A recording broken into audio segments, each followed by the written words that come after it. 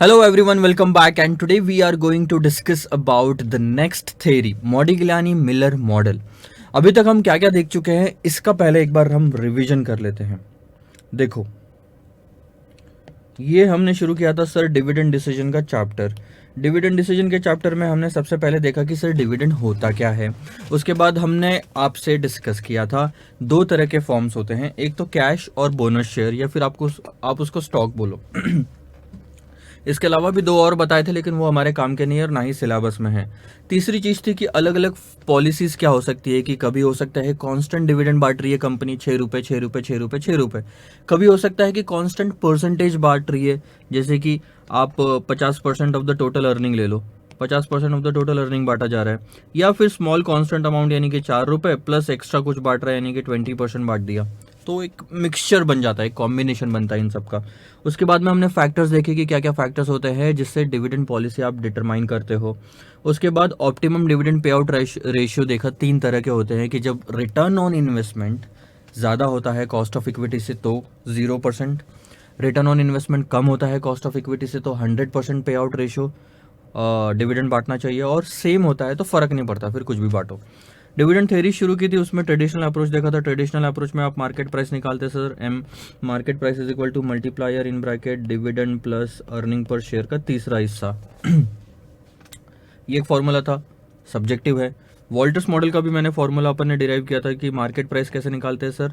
Numerator में दो चीज़ें आती है, डिविडेंड और रिटेंशन।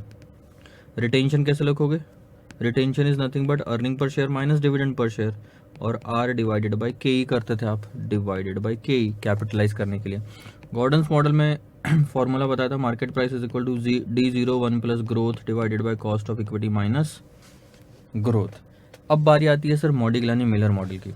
तो एक चीज़ ध्यान दो, वॉल्टर मॉडल और गॉर्डन मॉडल बोलते हैं कि मार्केट प्राइस डिसाइड करने के लिए डिविडेंड का रिलेवेंस है, लेकिन मॉडिग्लानी मिलर मॉडल बोलता है कि डिविडेंड का कोई रिलेवेंस नहीं होता। ध्यान देंगे आप कुछ चीजें, मतलब डिविडेंड का कोई काम है ही नहीं, ऐसा मॉडिग्लानी का बोलना है। आपके लिए होमवर्क क्या है सर?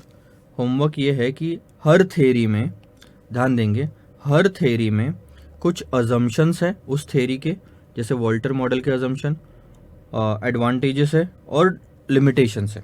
ये आप पढ़ेंगे ज़रूर अपने हिसाब से, बस एक रीडिंग देनी है तो आपको एक आइडिया आ जाएगा। गॉर्डन्स में भी एजम्पशन, एडवांटेजेस और लिमिटेशंस है। और अब बात करते हैं मॉडिग्लानी मिलर मॉडल की।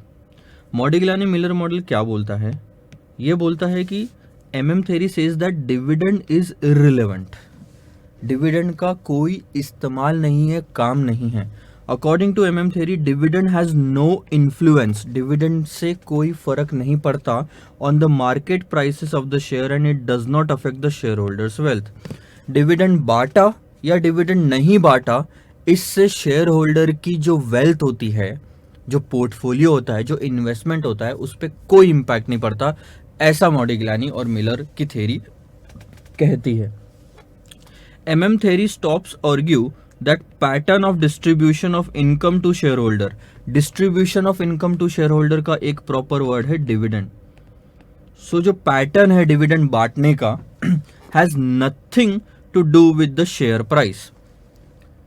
अब अगर आप ध्यान दोगे तो वॉल्टर मॉडल में और गॉर्डन्स मॉडल में डिविडेंड की प्राइस बदलती है, वैल्यू अगर बदलती है, फॉर्मूला याद करो, डिविडेंड की वैल्यू बदलेगी तो क्या मार्केट प्राइस बदलेगी? यस सर, क्योंकि मार्केट प्राइस कैलकुलेट होती है उस फॉर्मूले से जिसमें डिविडेंड यूज हो रहा।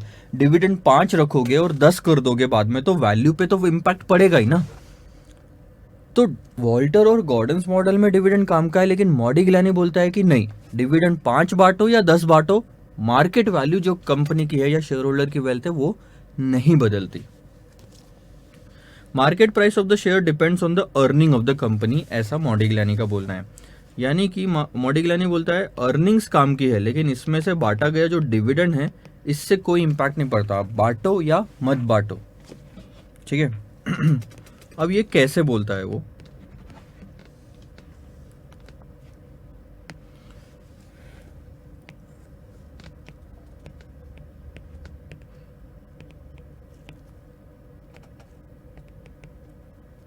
मॉडिग्लियानी मिलर का क्या बोलना है? मॉडिग्लियानी मिलर का बोलना है ये है कंपनी ने कमाए 10 रुपये, ठीक है। कंपनी में दो लोग होते हैं, कंपनी में एक होता है मैनेजमेंट, एक होता है शेयर होल्डर। अब कंपनी 10 रुपये कमाती है दिस इज कंपनी 10 रुपये कमाती है। 10 में से कंपनी ने क्या किया, 5 रुपये शेयर होल्डर को बांट दिया, 5 रुपये रिटेन करके रख लिए कंपनी के अंदर में।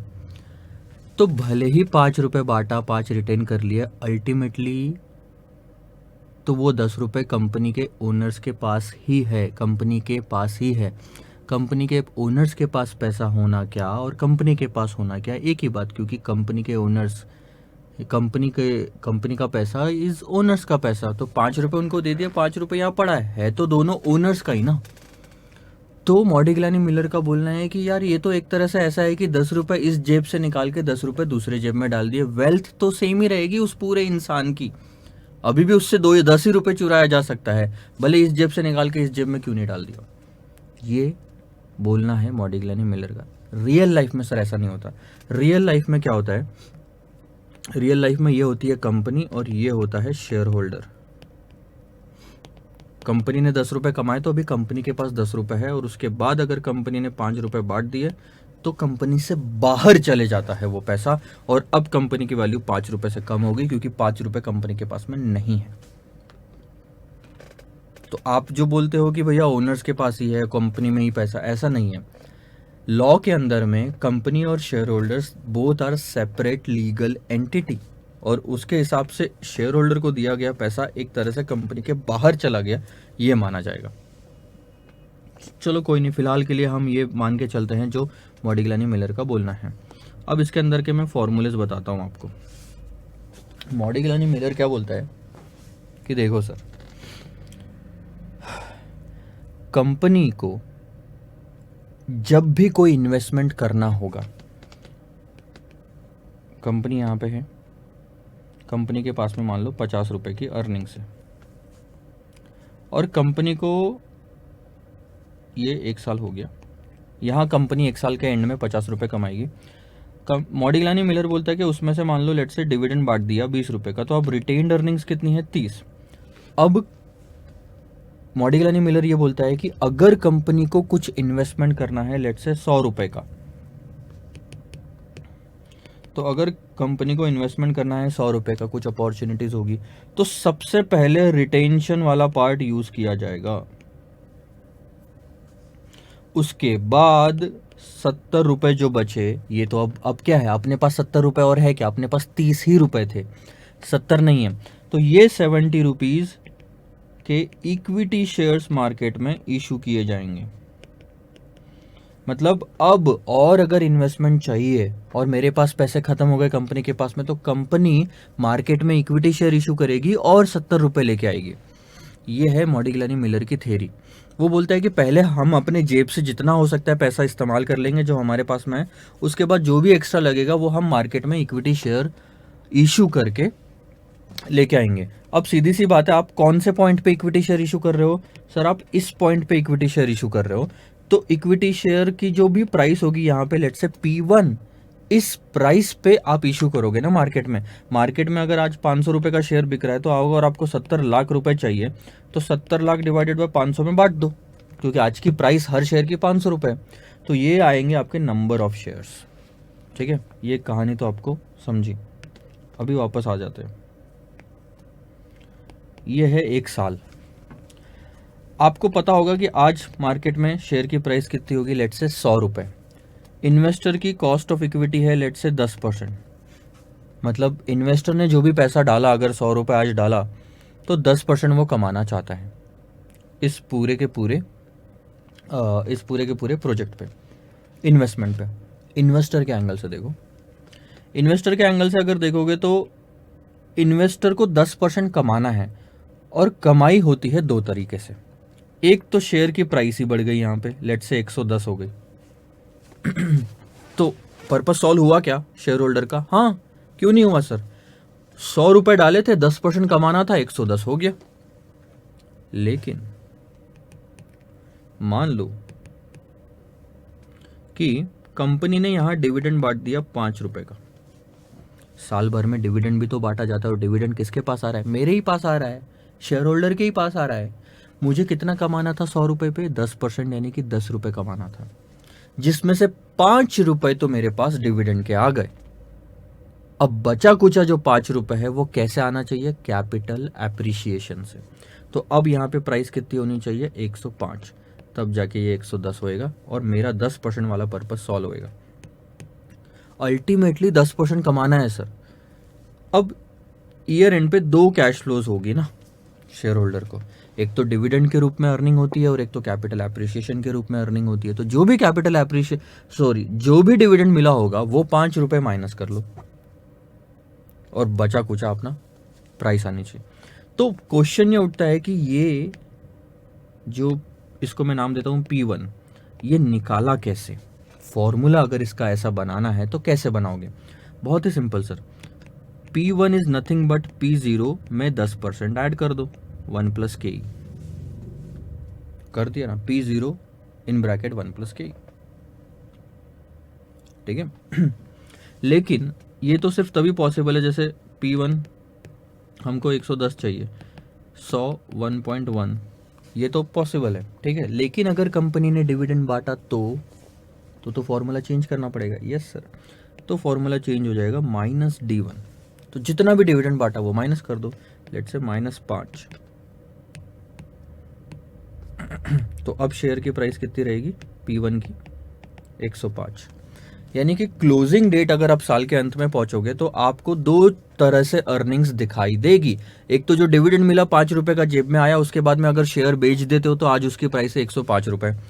100 का शेयर 105 में बेचा, 5 का बेनिफिट और 5 का डिविडेंड, 10 रुपए हो गया, पर्पस सॉल्व। आई बात समझ में? तो पहला फॉर्मूला आप कंफर्म कर लो मॉडिग्लानी मिलर में कि P1 निकालने का फॉर्मूला है P0 in bracket 1 plus cost of equity minus D1। आया क्या समझ में? इस 100 रुपए को आप 1.1 से खींच के आगे लेके जाते हो साल के अंत में और इस D1 को माइनस कर देते हो। अब ये अगर 5 है तो 5,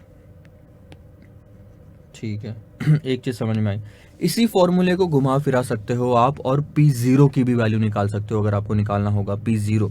P0 कैसे निकालोगे? कुछ भी निकाला जा सकता है, अब इससे डिविडेंड भी निकाल सकते हो। P0 is nothing but P1 divided by P1 plus D1 हो जाएगा। देखो इधर P1 है, D1 इधर लेके आ जाओ तो प्लस हो गया, फिर 1 प्लस के इधर लेके आ जाओ तो 1 प्लस के हो गया, इज इक्वल टू P0। ये आपका दूसरा फॉर्मूला अगर P0 की वैल्यू निकालनी है तो। और कितना सिंपल है सर, आप समझ रहे हो क्या इस चीज को? यहां पे आपको डिविडेंड मिला 5 रुपए, यहां पे आपका P1 है 105 रुपए।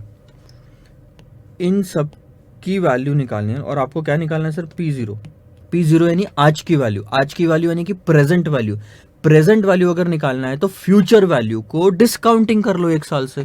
कितना आसान है, D1 प्लस P1 और इसको डिस्काउंटिंग करने के लिए 1 प्लस के। यही तो फॉर्मूला था ऊपर वाला, डिस्काउंटिंग ही तो किया हमने। 1 साल से खींच के लेके आ जाओ, 5 और 105 एक साल के अंत की वैल्यू 110 रुपए, उसको आप खींच के लेके आ जाओ, आपका 105 मतलब 100 रुपए बन जाएगा। आगे बढ़ते हैं फिर से। P0 है 100, डिविडेंड बांटा 5 रुपए का, कॉस्ट ऑफ इक्विटी थी 10%, आपने P1 निकाल लिया, इतना डिटेल दिया था, ठीक है। तो लेट्स से आप P1 निकाल देते हो सबसे पहले। P1 is nothing but P0 1 plus cost of equity minus D1, तो ये आता है आपका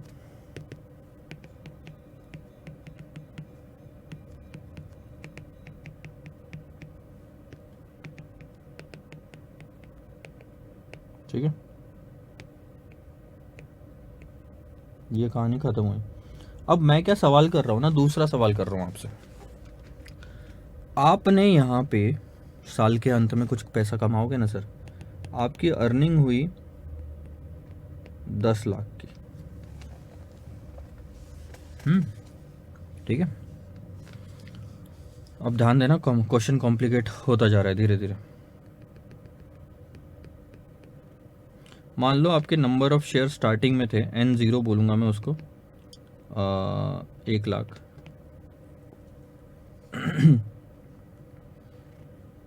यहाँ पे अर्निंग हुई आपको 10 लाख की, ठीक है। तो अब थोड़ा अगर दिमाग लगाओगे आप, अर्निंग्स कितनी है 10 लाख की, कितने शेयर से 1 लाख, तो अर्निंग पर शेयर कितना हुआ सर 10 रुपये।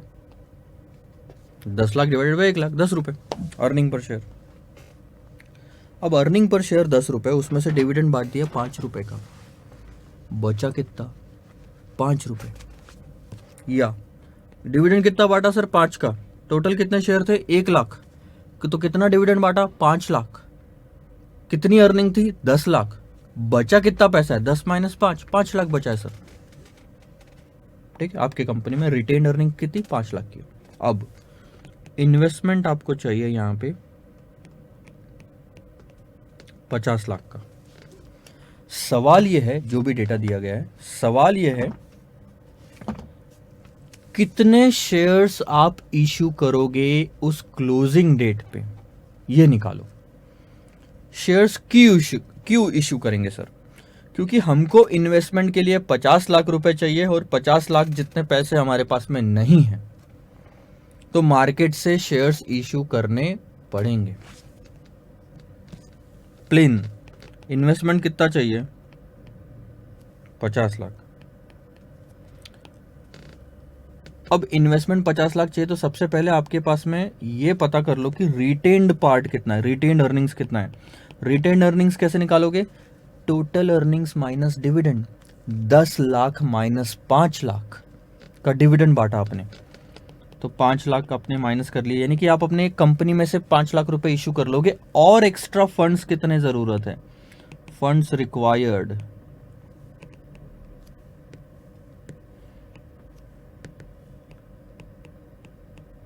45 लाख, इजंट इट, सही है। Funds required 45 lakh.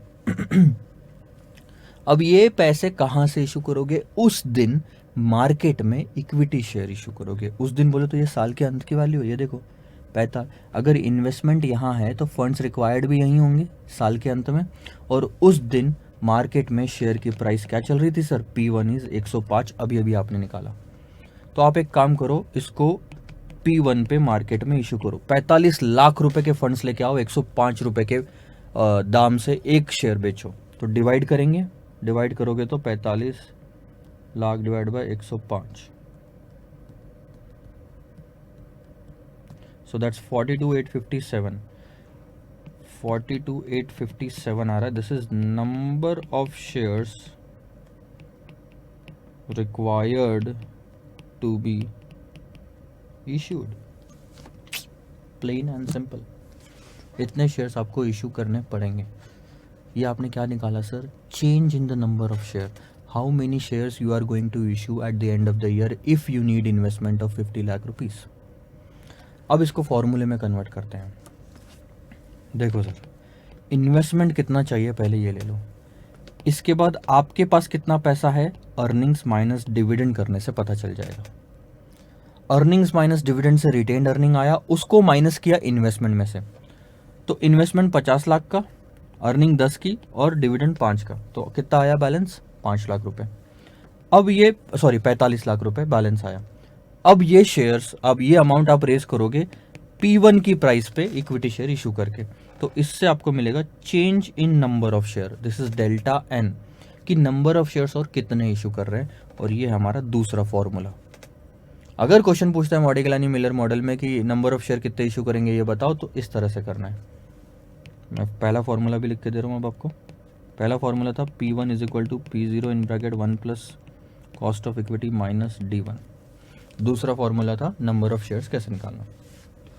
जब तक P1 नहीं निकलेगा तब तक आप change in number of share भी नहीं निकाल सकते।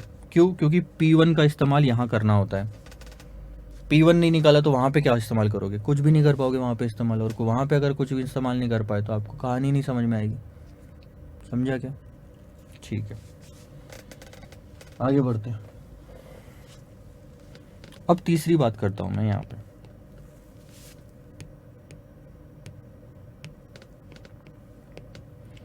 मेरे नंबर ऑफ शेयर थे यहां पे 1 लाख, मेरी अर्निंग थी यहां पे 10 लाख की, डिविडेंड मैंने बांट दिया 5 पर शेयर, यानी कि 5 लाख रुपए। यहाँ पे इन्वेस्टमेंट की रिक्वायरमेंट थी 50 लाख की। P1 आपने निकाला 105, उसी से आपने change in number of share निकाला 42,857। जो भी हो, आपको सिर्फ ये बताना है 2 चीज़ें, कंपनी की ओवरऑल वैल्यू कितनी है। तो आप 2 चीज़ें निकाल सकते हो, market value at the end of first year और मार्केट वैल्यू टुडे। ये सब डेटा कंसिडर करके मार्केट वैल्यू टुडे। तो सबसे पहले हम निकालेंगे sir market value at the end of the year कितनी, साल के अंत में कंपनी की वैल्यू कितनी है। कंपनी की वैल्यू कैसे निकाली जा सकती है? कंपनी की वैल्यू आप निकाल सकते हो बहुत ही सिंपल से तरीके से। यहाँ पे वैल्यू निकालनी है, यहाँ पे कंपनी की मार्केट प्राइस कितनी है पहले तो ये पता करो, that is nothing but P1। और यहाँ पे नंबर ऑफ शेयर कितने हैं ये पता करो। कंपनी के नंबर ऑफ शेयर को मार्केट प्राइस से अगर मल्टीप्लाई करोगे तो क्या मार्केट वैल्यू नहीं आती? आती है सर, क्यों नहीं आएगी? सो मार्केट वैल्यू कैसे निकालोगे? M1 market value 1 is nothing but P1 into N1, या आप बोलो number of share eight the end of the year into P1। कहानी खत्म। लेकिन कहानी यहाँ ख़त्म नहीं होती, कंपनी में और भी कुछ कैश फ्लो हो रहा है, फ़ायदा हुआ है eight the end of the year. Eight the end of the year आपकी कंपनी ने कुछ कमाया है, दैट इज़ अर्निंग्स, ठीक है। और आपकी कंपनी से कुछ पैसा जाएगा क्योंकि इन्वेस्टमेंट करोगे आप, दैट इज़ इन्वेस्टमेंट। मेरी कंपनी 100 रुपये की है और कंपनी में से मैं 50 रुपये का इन्वेस्टमेंट कर दूँ तो क्या 50 रुपये बाहर नहीं गया? मेरा पैसा गया। ये थोड़ा सा आपको सब्जेक्टिव लगेगा फॉर्मूले में, प्रैक्टिकल लाइफ से आप उसको थोड़ा कम रिलेट कर पाओगे, लेकिन फॉर्मूला किस तरह से है ये मैं समझा रहा हूँ, उसमें थोड़ा सा आप ढलने की कोशिश करो। ये चीज़ आपको समझ में आती है कि sir N1 into P1 is the market value, but उस पॉइंट पे आप फ्यूचर देखो। आज आपने ये मार्केट वैल्यू तो निकाल ली, लेकिन इसके बाद इसमें अर्निंग्स कंपनी ने जो कमाई है वो भी तो ऐड होगी 20, और इन्वेस्टमेंट भी तो जाएगा 50। अर्निंग्स कितनी? 10, और इन्वेस्टमेंट जाएगा 50। तो जो आउटफ्लो और इनफ्लो है वो भी एडजस्ट होना चाहिए, इसलिए ऐसे निकाला है। तो ये हो गया एक।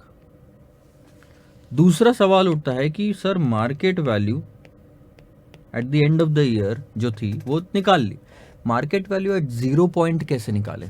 बहुत ही simple, market value at the end of the year जो भी है उसको डिस्काउंटिंग करके लेके आ जाओ 1 साल से, क्योंकि 1 साल बाद की मार्केट वैल्यू आपने निकाली, 1 साल से डिस्काउंटिंग कर लो।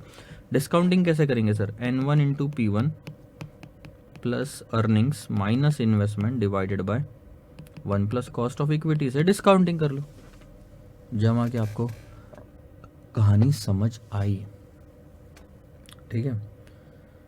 तो ये है आपका तीसरा formula, market value at 0 point कैसे निकालेंगे। आज अगर मार्केट वैल्यू निकालनी है तो सबसे पहले वहाँ की मार्केट वैल्यू निकालो, उसमें अर्निंग्स को ऐड करो क्योंकि अर्निंग्स इनफ्लो होता है, और उसमें से इन्वेस्टमेंट माइनस करो क्योंकि इन्वेस्टमेंट जाता है, और फिर आप मार्केट वैल्यू निकाल पाओगे। सो 3 फॉर्मूले जो आपको याद रखने हैं वो कुछ इस तरह से हैं सर। P0 में 1 प्लस KE ऐड करोगे, डिविडेंड माइनस करोगे तो P1 आएगा, ठीक है। 1, 2, change in number of share is nothing but investment लगना है, उसमें से पहले आप रिटेंशन वाला पार्ट यूज़ कर लो, उसके बाद P1 पे शेयर्स इशू कर लो, जितना भी बैलेंस फंड्स आपको रिक्वायर्ड है। तीसरा फॉर्मूला है सर मार्केट वैल्यू अगर आपको निकालनी है 0 पॉइंट में, तो सिलेबस क्या बोलता है? N1 इंटू P1 ले लो, N1 इंटू P1। अब N1 कैसे निकालेंगे? देखो, अरे N1 is nothing but N1 यानी क्लोजिंग डेट पे नंबर ऑफ शेयर्स कितने? N0 plus change in number of share. अगर मैं इन दोनों को ऐड करता हूं तो क्या आएगा? पहले कितने थे, एक्स्ट्रा कितने इशू किए, तो टोटल N1 आ गया, into P1 plus earnings minus investment divided by 1 plus cost of equity. Modigliani Miller model में आपको ये 3 फॉर्मूले समझने हैं, याद रखने हैं, ताकि आप इन सब क्वेश्चंस के आंसर निकाल पाओ जो आगे हम देखने वाले हैं।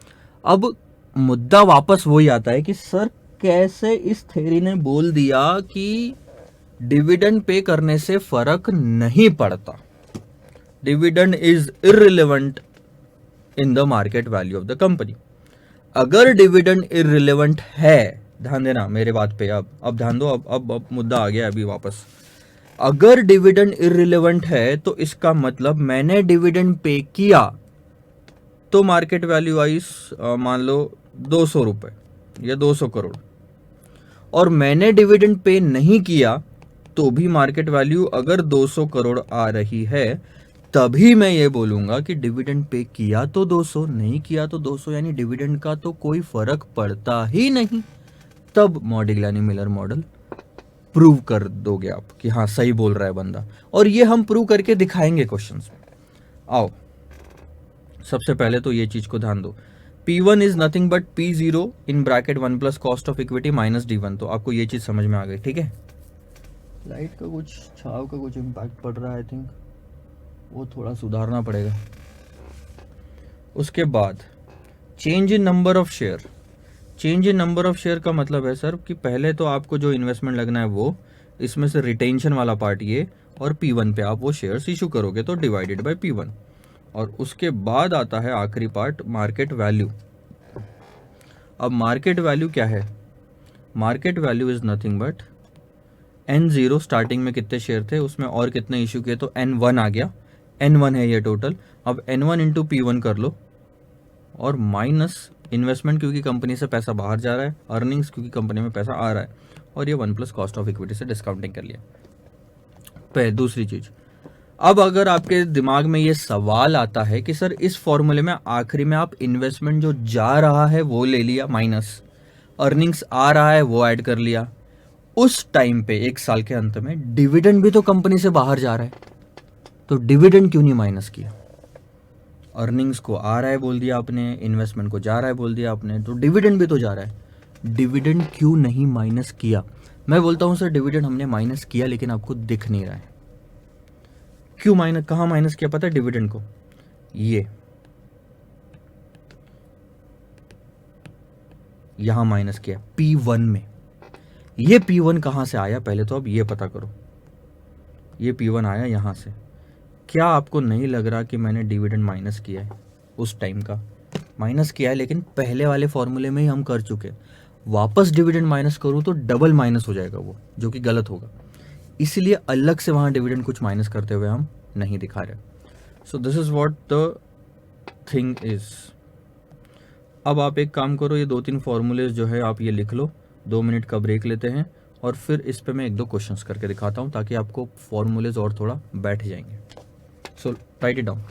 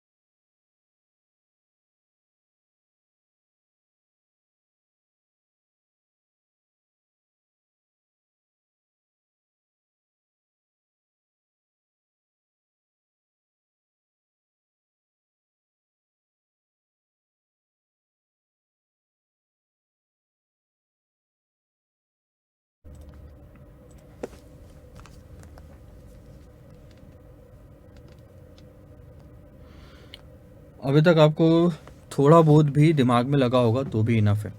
माइंड में क्लैरिटी रखो, कुछ इतना कॉम्प्लिकेटेड नहीं है। आज की प्राइस को आगे बढ़ाओगे तो वो P1 निकल जाएगा, बस खत्म। अब जब हम क्वेश्चंस देखेंगे ना तो आपको और चीज़ें समझ में आएगी।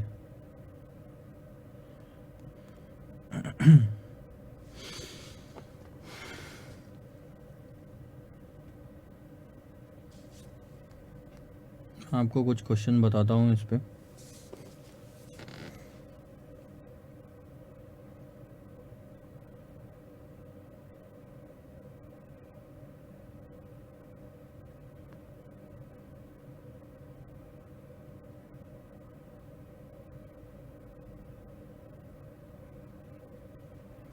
सीधा क्वेश्चन नंबर 23 पे आते हैं सर।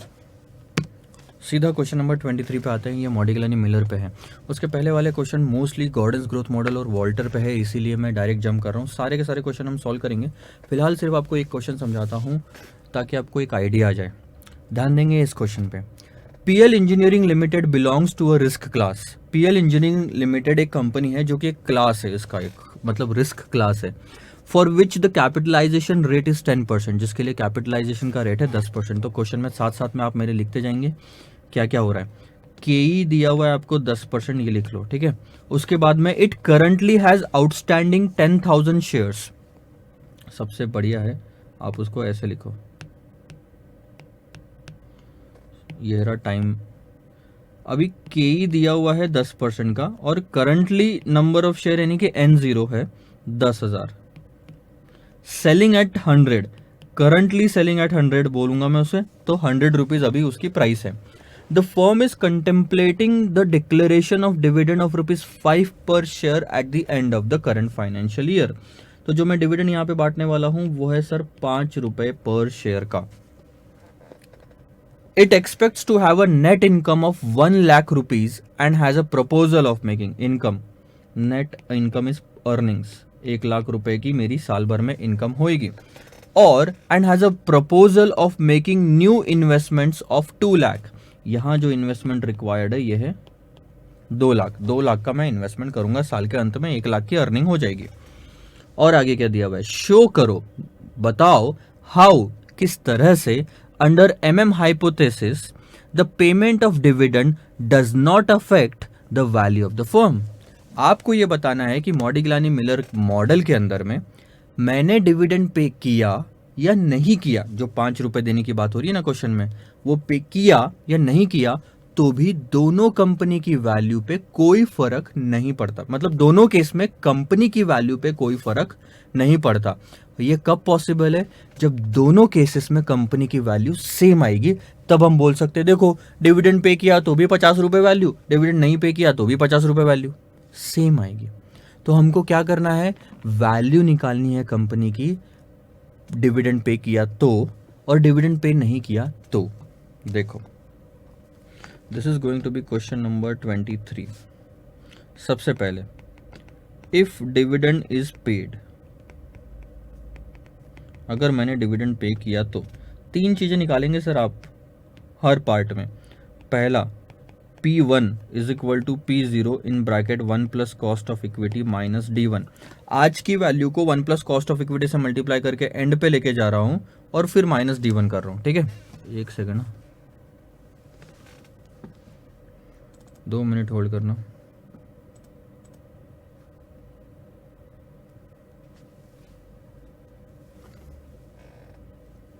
ये ऐसे नहीं समझ आएगा।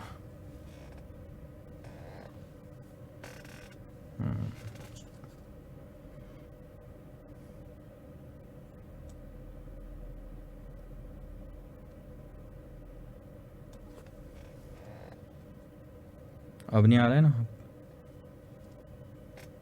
थोड़ा सा है, बहुत बारीक है, ठीक है।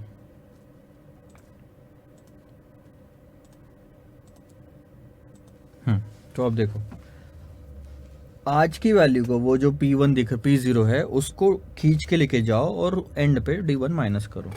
सो आज की वैल्यू है ₹100, 1.1 is the cost of equity, ₹5 dividend, तो P1 कितना आया 105। यानी एंड ऑफ द ईयर की वैल्यू P1 जो है वो 105 आ रही है। Second, change in number of share, कितने शेयर्स एक्स्ट्रा इशू करने पड़ेंगे। फॉर्मूला इज इन्वेस्टमेंट कितना ज़रूरी है, उसके बाद हमारे पास में कितने पैसे हैं, ये डिपेंड करता है अर्निंग्स माइनस डिविडेंड से, कि कितना कमाया कितना बांट दिया, बचा हुआ हमारे पास में है जो इन्वेस्टमेंट के लिए लगाया जा सकता है। इसके बाद भी अगर कुछ बचा तो P1 से डिवाइड करके इक्विटी शेयर इशू करेंगे। हमको कितने पैसों की ज़रूरत थी, 2 लाख। हमने कितना कमाया, 1 लाख। हमने कितना बांटा, 50,000। सर 50,000 कैसे निकाला, 5 रुपये पर शेयर के डिविडेंड बांटा, उसके बाद 10,000 शेयर थे, तो कितने हो गए सर, 50,000 हो गए। 50,000 आपने माइनस कर दिया तो बचा कितना, 50,000। 2 लाख में से 50,000 माइनस कर दे तो 1,50,000 और चाहिए आपको फंड्स, जो आप इशू करोगे 105 रुपए पे।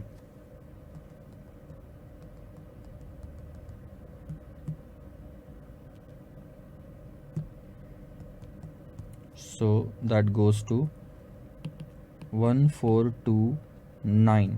कभी भी शेयर्स आप डेसिमल में इशू नहीं कर सकते, तो या 28 लो या तो 29 लो, जो भी हायर साइड होगी। यानी आप और एक्स्ट्रा शेयर कितने इशू करोगे, 1429, 1429। अब निकालो मार्केट वैल्यू, 0 पॉइंट पे कितनी आ रही है।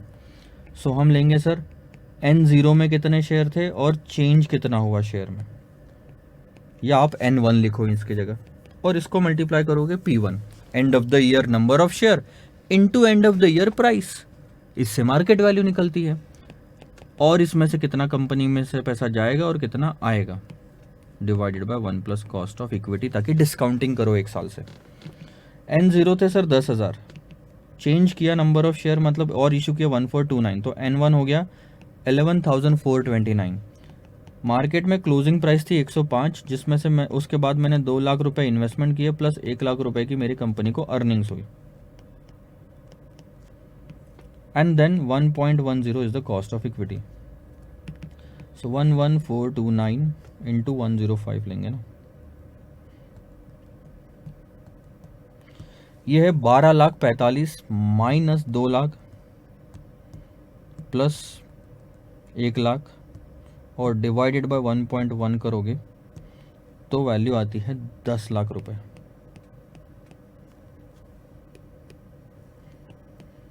सर 10,40,000 था, आप 10 लाख क्यों लिख रहे हैं, वो 40 का जो डिफरेंस आ रहा है क्यों आ रहा है पता है, क्योंकि आपने 1428.57 की जगह 1429 शेयर्स लिखे, राउंड ऑफ किया, इसलिए वो 40 का राउंडिंग ऑफ डिफरेंस आ रहा है, अदरवाइज वैल्यू 10 लाख आएगी। ये सर एक किस्सा हुआ, जब आपने डिविडेंड पे किया तो कंपनी की आज की वैल्यू 10 लाख आई। अगर डिविडेंड पे नहीं करते,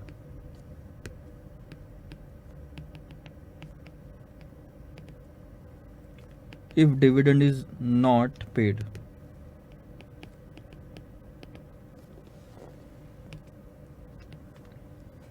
तो फिर से तीनों स्टेप, P1 निकालो, P0 in bracket 1 plus cost of equity minus dividend. P0 था 100, कॉस्ट ऑफ इक्विटी 10%, डिविडेंड कितना आएगा 0, क्योंकि आपने पे नहीं किया इसलिए 0। तो मेरी मार्केट प्राइस अब बदल गई, हो गई 110 रुपये। नंबर ऑफ शेयर निकालो कि आप और कितना इशू करोगे, इन्वेस्टमेंट कितना है प्लस हमारे पास में कितना पैसा है वो इससे आएगा, डिवाइडेड, और उस दिन जो शेयर्स आप इशू करोगे P1 पे करोगे। अब आपको 2 लाख रुपए की ज़रूरत थी, इसमें से आपने मतलब अब अच्छा 1 लाख रुपए तो आपने आपकी कंपनी ने कमाए, और डिविडेंड कितना बांटा, 0, डिविडेंड तो बांटा ही नहीं इस क्वेश्चन में। तो पूरा 1 लाख रुपए अब मैं इस्तेमाल करूंगा मेरे इन्वेस्टमेंट के पर्पज़ के लिए, तो बैलेंस और कितना चाहिए, सिर्फ 1 लाख रुपए, जो कि आप 110 की प्राइस पे इशू करोगे। यह आता है 909, मतलब और इतने शेयर्स इशू करना ज़रूरी है एंड ऑफ द ईयर। अब निकालो मार्केट वैल्यू 0 पॉइंट पे। आप लोगे कि पहले कितने शेयर थे, मैंने और कितने इशू किए, मार्केट प्राइस क्या थी, इन्वेस्टमेंट कितना किया और अर्निंग कितनी हुई। अर्निंग, इन्वेस्टमेंट जाता है इसलिए माइनस, अर्निंग्स आता है इसलिए plus, 1 plus cost of equity. So N0 थे मेरे पास सर 10,000, 909 शेयर्स मैंने और इशू किए। उस टाइम पे मार्केट प्राइस 110 चल रही थी और मेरे पास में शेयर्स हो गए थे 10,909। इन्वेस्टमेंट किया मैंने सर 2 लाख का, और मेरी अर्निंग्स हुई 1 लाख की। डिस्काउंटिंग करेंगे तो 1.1 से डिस्काउंटिंग हो जाएगी। पहले तो ईयर एंड वैल्यू देखो कितनी आ रही है, 10,000 प्लस 909, इतने शेयर्स थे मेरे पास में 10,909, 110 उस टाइम पे वैल्यू थी, तो मेरी टोटल वैल्यू कितनी 12 लाख आ गई, 11,99,990 माइनस 2 लाख का मैंने इसमें से इन्वेस्टमेंट कर दिया और 1 लाख रुपए कमाए उस टाइम पे, तो कितना आ रहा है सर 10,99,990, यानी ये आ गया 11 lakh. 11 lakh is the end of the year value divided by 1.1, तो आपको कितना मिलेगा सर 9,99,990, यह है सर 10 लाख रुपए अप्रॉक्स। सिर्फ 10 रुपए का फ़र्क है, 10 रुपए का राउंडिंग ऑफ का फ़र्क है। क्यों? क्योंकि आपने शेयर्स 909.09 जो था उसको राउंड ऑफ किया, वहाँ राउंड ऑफ नहीं करते तो यहाँ पे 10 लाख बराबर आता। दोनों केस में डिविडेंड बांटा या नहीं बांटा, मार्केट वैल्यू आपकी सेम आ रही है।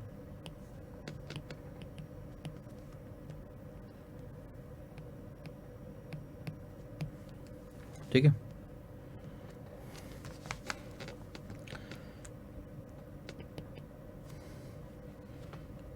in both the cases whether dividend is paid or not, the market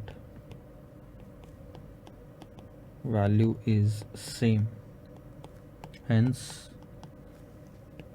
it is proved that dividend is irrelevant।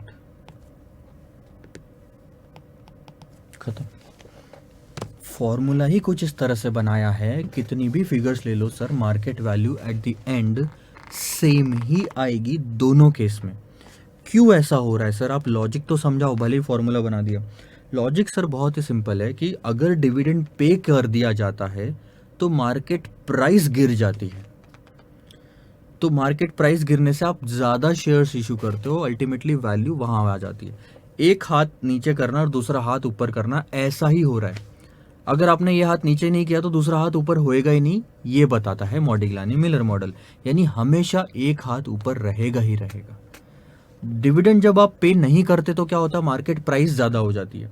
आप देखो यहाँ पे क्या हुआ, जब आपने डिविडेंड पे कर दिया तो आपके कंपनी से ज़्यादा पैसे चले गए, ज़्यादा पैसे चले गए तो आपने क्या किया, शेयर्स इशू किए 1429, ज़्यादा शेयर्स इशू किए।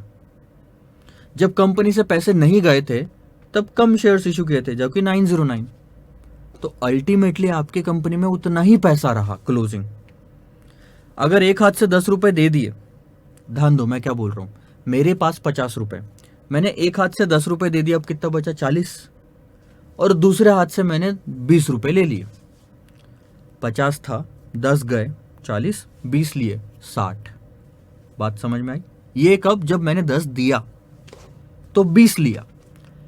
दूसरा क्वेश्चन ये बोलता है कि आप 10 नहीं दे रहे हो, आप कुछ भी नहीं दे रहे हो, आपके पास 50 है और दूसरे हाथ से आप सिर्फ 10 ले रहे हो, 20 नहीं, अब सिर्फ 10 ले रहे हो, तो 50 प्लस 10 60, पहले 40 प्लस 20 60 हो रहा था। दोनों केस में वैल्यू सेम आएगी, क्योंकि वो क्वेश्चन ही इस तरह से फॉर्मूला कॉन्सेप्ट बना है आपका कि आप कुछ भी फिगर लो, दोनों केस में वैल्यू सेम आती है। तो यही है मॉडिग्लानी मिलर का बोलना कि डिविडेंड पे करो मत करो, पे करोगे तो मार्केट प्राइस एडजस्ट होती है, अल्टीमेटली मार्केट वैल्यू सेम आएगी। पे नहीं करोगे तो मार्केट प्राइस वैसे आएगी, तो मार्केट वैल्यू ही सेम आएगी। आप अगर नोटिस करो, जब हमने डिविडेंड पे किया तो मार्केट प्राइस 105 आई, जब डिविडेंड पे नहीं किया तो मार्केट प्राइस 110 आई। फर्क पड़ा दोनों में, और यही दोनों फर्क डिविडेंड पे करने नहीं करने के फर्क को कॉम्पेंसेट करता है, क्रॉस करके खत्म करता है। अल्टीमेटली दोनों केस में मार्केट वैल्यू 10-10 लाख रुपए आई, क्योंकि पहले ही इंपैक्ट जो पड़ रहा था वो खत्म हो गया। So this is what the Modigliani Miller model is. ठीक है, अब एक छोटी सी चीज बाकी है, जो मतलब कॉन्सेप्ट लेस बोल सकते हो आप उसको, या बस हमको सिर्फ ख़त्म करना है क्योंकि एज सच रिलेवेंस नहीं है, सब्जेक्टिव है। वो है लिंटनर अप्रोच। लिंटर अप्रोच जो थेरी है नई वाली, मैं समझाता हूँ आपको। तो ये आपका मॉडिग्लानी मिलर हाइपोथेसिस सर खत्म हुआ। इसके बाद आते हैं लिंटर मॉडल पे। लिंटर का भी अपना कुछ तो बोलना है कि कैसे निकाला जा सकता है। लेकिन लिंटर आपको मार्केट प्राइस निकालने के लिए फॉर्मूला नहीं देता। ये अलग थेरी है, अब मॉडिग्लानी मिलर मॉडल दिमाग से निकाल दो। अब ये अलग थेरी, और ये अलग थेरी क्या बोलती है, ये अलग थेरी क्या बोलती है, इंटरव्यूज कंडक्टेड बाय लिंटर, एक बंदा था, उसने कुछ इंटरव्यूज कंडक्ट किए और उसकी वजह से उसने कुछ कंक्लूजन निकाला। लिंटर मॉडल बोलता है कि इसमें दो पैरामीटर काम के हैं आपके। एक तो टारगेट पे आउट रेशियो कितना है आपका, आप कितना अर्निंग्स का कितना हिस्सा बांटने वाले हो। आप अगर 100 रुपए कमाओगे अर्निंग पर शेयर में, तो उसका कितना हिस्सा डिविडेंड में बांट दोगे, दैट इज कॉल्ड एज पे आउट रेशियो। हमने स्टार्टिंग में देखा था पे आउट रेशियो काय पे लगता है, अर्निंग्स पे लगता है। So let's say the pay out ratio is 60%, यानी कि अगर मैंने 100 रुपए कमाया तो उसका 60% मैं बांट दूंगा। उसके बाद में the speed at which the current dividends adjust the target. अब स्पीड बताओ, जैसे आप बोल रहे हो कि 60% आप बांट दोगे, 10 रुपए कमाए तो 60% कितना, 6 रुपए का डिविडेंड आएगा D1, और अभी D0 है लेट से 5 रुपए, अभी D0 है, आज का डिविडेंड है 5 रुपए।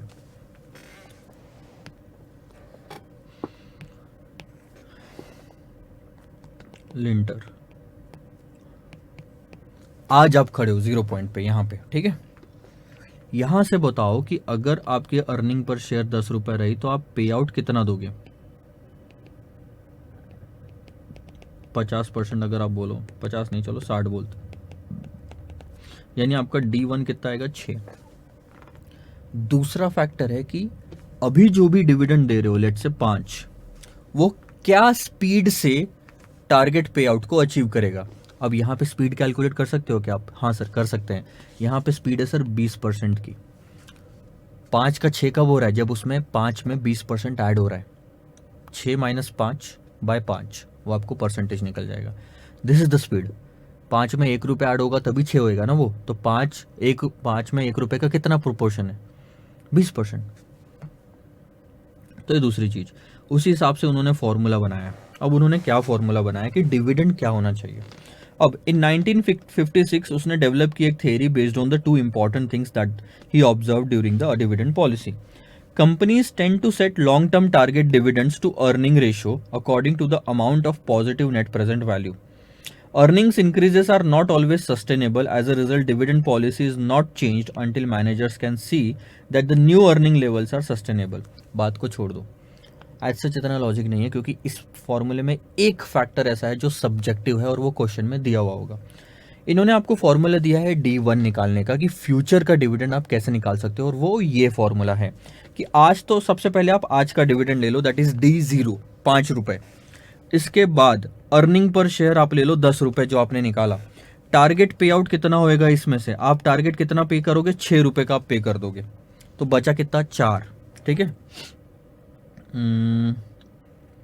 अच्छा, अर्निंग्स माइनस टारगेट पे आउट,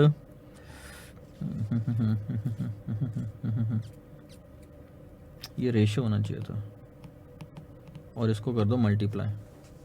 अब मेरे को देखना तो इंस्टीट्यूट के सिलेबस में उन्होंने किस तरह से लिखा है, क्योंकि फिर ना फॉर्मूला सेम रखेंगे अपन दोनों तो सही रहेगा। वो एक्चुअल में अंदर में D1 - D0 आ रहा है। आप कितना सोच रहे थे और कितना अभी दे रहे हो, तो डिफरेंस आया, उसको एडजस्ट करोगे। बस मैं फॉर्मूला एक बार कंफर्म कर लेता हूँ।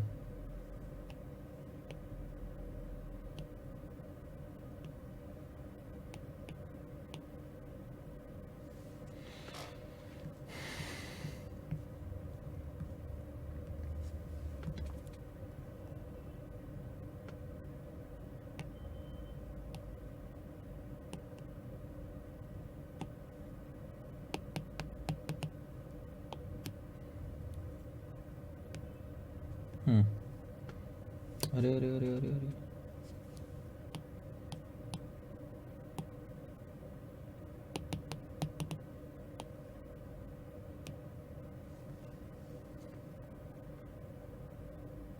देखो मैंने बोला था आपको मल्टीप्लाइड बाय, वो तो मेरे से गलती से लिखा गया वहाँ पे। आप उसको ठीक करेंगे अपने पीडीएफ में कि वो सर आपका मल्टीप्लाइड होना चाहिए, ये ठीक है। तो ईपीएस मल्टीप्लाइड बाय टारगेट पे आउट, तो कितना आंसर आया आपका, 10 multiplied by 60%, 10 multiplied by 60% is 6, ठीक है। 6 में से डिविडेंड D0 माइनस करोगे 5, तो कितना एक्स्ट्रा दे रहे हो, 1 रुपया एक्स्ट्रा दे रहे हो आप, जो अभी दिया उससे। और उसको करोगे एडजस्टमेंट फैक्टर से एडजस्ट। अब ये जो AF है एडजस्टमेंट फैक्टर, ये रिस्क को इंडिकेट करेगा, ये थियोरटिकल है, ये सब्जेक्टिव है और ये क्वेश्चन में दिया हुआ होगा, ठीक है। अब इसके लिए कुछ नहीं कर सकते, तो बस यही हो गया। अब लेट्स से एडजस्टमेंट फैक्टर है आपका 2, तो आपका आंसर क्या आएगा, 5 प्लस ब्रैकेट में आया वो 1 मल्टीप्लाइड बाय एडजस्टमेंट फैक्टर 2 यानी कि 2, तो 5 + 2 7, तो D1 कितना बांटना चाहिए आपने, 7 रुपये बांटना चाहिए। ये मतलब निकलता है। पढ़ के ख़त्म करो ऐसी चीज़ों को, मैं तो सही सही बताता हूँ। एग्ज़ाम में कभी पूछा नहीं गया तो आएगा नहीं, चांसेस ना के बराबर। फिर भी फॉर्मूला याद रखो सिर्फ, कुछ कुछ चीज़ें हैं। देखो मैं आपको प्रैक्टिकली बोलूँ तो जब आपकी पढ़ाई ख़त्म होगी, जब आप रियल लाइफ में आओगे तो इन सब चीज़ों का वैसे ही कुछ इस्तेमाल नहीं होता, रियल लाइफ में कुछ और ही होता है। तो कुछ कुछ चीज़ें इस्तेमाल होती है, वो उस पे तो हम कॉन्सेप्ट अच्छे से देखेंगे और समझेंगे भी और बार बार यूज़ भी करेंगे। और एक दो चीज़ें होती है हर चैप्टर में जो कि मतलब मैं भी सोचता हूँ कि इसको निकाल क्यों नहीं देते सिलेबस में से जब बच्चे के काम नहीं आने वाला। बट ठीक है, जो है कवर करवाया इंस्टीट्यूट ने, इतना बड़ा लड़ाई तो नहीं लड़ सकते कि सिलेबस ही चेंज कराएं। सो पढ़ना तो पड़ेगा आपको भी एज ऑफ नाउ, और मेरे को भी पढ़ाना पड़ेगा। Let's go with that. Lintel model में D1 का फॉर्मूला क्या है, 2 हिस्से सिर्फ। अभी कितना डिविडेंड दे रहे हो plus adjusted extra dividend. Adjusted extra dividend कैसे निकालोगे, D1 minus D0। Target dividend बोलूंगा, अब मैं D1 नहीं बोलूंगा, मैं DT बोलता हूं कि आप कितना सोच रहे थे पहले देने का, माइनस D0, तो कितना एक्स्ट्रा दे रहे हो वो दोनों के डिफरेंस से निकल गया। इसको करोगे आप एडजस्ट, तो ये एक हिस्सा है और ये एक हिस्सा है, सिर्फ 2 हिस्से हैं पूरे इक्वेशन में। अभी कितना दे रहे हो प्लस एडजस्टेड कितना होगा, आप अभी दे रहे हो 5, एडजस्टेड कितना होगा सर, 10 का 60% टारगेट है, हम सोच रहे थे इसमें से 5 निकाल दे तो 1 एक्स्ट्रा देने वाले थे, अब इसको एडजस्ट करेंगे। अब ये एडजस्टमेंट फैक्टर आपका 2 भी हो सकता है या आपका 0.50 भी हो सकता है। अगर 1 से कम रहा तो फाइनल डिविडेंड आपका कम हो जाएगा, जैसे 0.50 ले लो तो आपका आंसर आता है 5 + 0.50, 1 × 0.50, तो ये हो गया सर आपका 5 × 0.50, 5.5। तो लिंटर के हिसाब से हमने साल के अंत में कितना बांटना चाहिए, 5 रुपये 50 पैसे। हम 6 सोच रहे थे, एडजस्टमेंट फैक्टर ने उसको कम कर दिया। अगर एडजस्टमेंट फैक्टर 2 होता तो हम 6 सोच रहे थे, एडजस्टमेंट फैक्टर ने उसको डबल कर दिया, 7 रुपये हो गया। ये है लिंटर अप्रोच। इस पे एक क्वेश्चन है जो हम करते हैं और ख़त्म करते हैं इसको, और कोई क्वेश्चन है भी नहीं, ज़बरदस्ती का दिया हुआ है वो भी क्वेश्चन। ये देखो, given the last year, question number कौन सा है, 4। Given the last year's dividend is 9.80, लास्ट ईयर का डिविडेंड था 9.80, speed of adjustment is 45%, target payout ratio is 60% and EPS for current year is 20। Calculate करो करंट ईयर का dividend, calculate करो करंट ईयर का डिविडेंड D1। तो मतलब इस साल हम डिविडेंड कितना देंगे। क्वेश्चन ने लिखा D0 है आपके पास में दिया हुआ, दैट इज 9.80, 9.80 और 20, ठीक है। लास्ट ईयर का डिविडेंड जो है वो 9.80, अर्निंग्स है 20 की, dividend pay out ratio company ने दिया 60% का, और स्पीड जो दी है, speed of adjustment that is adjustment factor that is 45%, adjustment factor is 45%, ठीक है। 1 सेकंड होल्ड करना बस।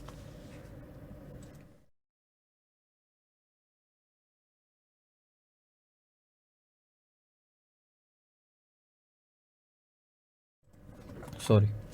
सो D1 निकालो, इस साल का डिविडेंड हम कितना देंगे, 2 हिस्से sir, D0 plus adjusted dividend.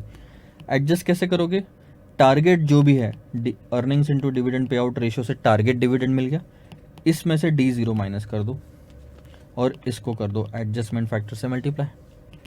अभी हम कितना दे रहे थे, 9 रुपये 80 पैसे।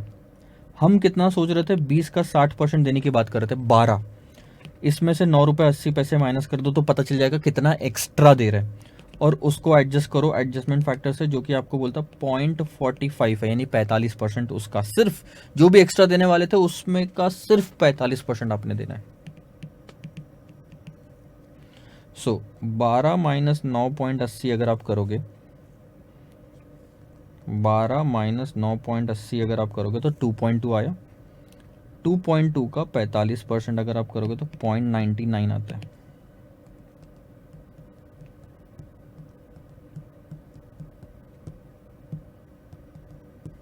₹1 भी पकड़ सकते थे आप उसको। यानी इस साल का डिविडेंड होना चाहिए 10.79 या 10.80। ये लिंटर के हिसाब से कोई भी क्वेश्चन डिविडेंड में आया जिसमें लिखा रहा है एडजस्टमेंट फैक्टर, लिंटर मॉडल लगा दो। क्वेश्चन कहीं पे भी ये नहीं बोलेगा आपको कि सर लिंटर मॉडल से क्वेश्चन को सॉल्व करना है, नहीं बोलेगा ये। ना ना ना ना ना, दिमाग होना चाहिए, क्योंकि और कोई कॉन्सेप्ट नहीं है डिविडेंड पॉलिसी में जो एडजस्टमेंट की बातें करेगा। एक ही कॉन्सेप्ट है, तो सिंपल रहना चाहिए आपने। ठीक है, तो आप ये पहले आंसर लिख लो, उसके बाद में हम आगे बढ़ते हैं और मॉडिग्लानी और गॉर्डन और वॉल्टर्स पे बहुत सारे क्वेश्चंस देखेंगे।